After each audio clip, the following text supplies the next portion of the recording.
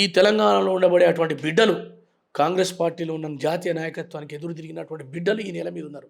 అది మరియాస్కి గారి రూపంలో, పొన్నం ప్రభాకర్ రూపంలో, ఓ రాజగోపాల్ రెడ్డి, వివేకు, ఆనాడు ఉన్నటువంటి రాజయ్య గారు, జగన్నాథం గారు చనిపోయినారు.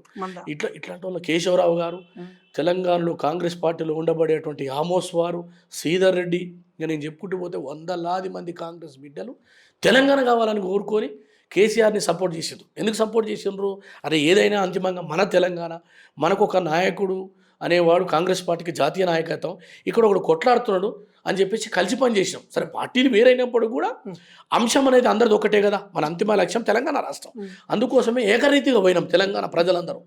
కానీ కాపలా కుక్క ఉన్నట్టు అని చెప్పిన ఆయన గుంటనక్కగా మారిపోయాడు. అది కదా మేము వ్యతిరేకిస్తున్నది, అది కదా మేము ఆ పాలకుని ప్రశ్నించింది. నువ్వు కాపలా కుక్క అని చెప్పి మళ్ళీ నువ్వే ఎక్తివి, అది కదా గుంటనక్క తెలివి.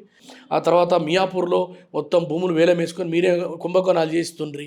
ఆ తర్వాత హైదరాబాద్ చుట్టుముట్టున్నటువంటి అసైన్డ్ భూములను కూడా కొట్టేసేసారు. ఈ రాష్ట్రాన్ని సర్వం దోచుకొని మళ్ళీ ఇవాళ కొత్త కొత్త మాటలు వినిపిస్తున్నాయి మేడం. మాకైతే విచిత్రం అనిపిస్తుంది.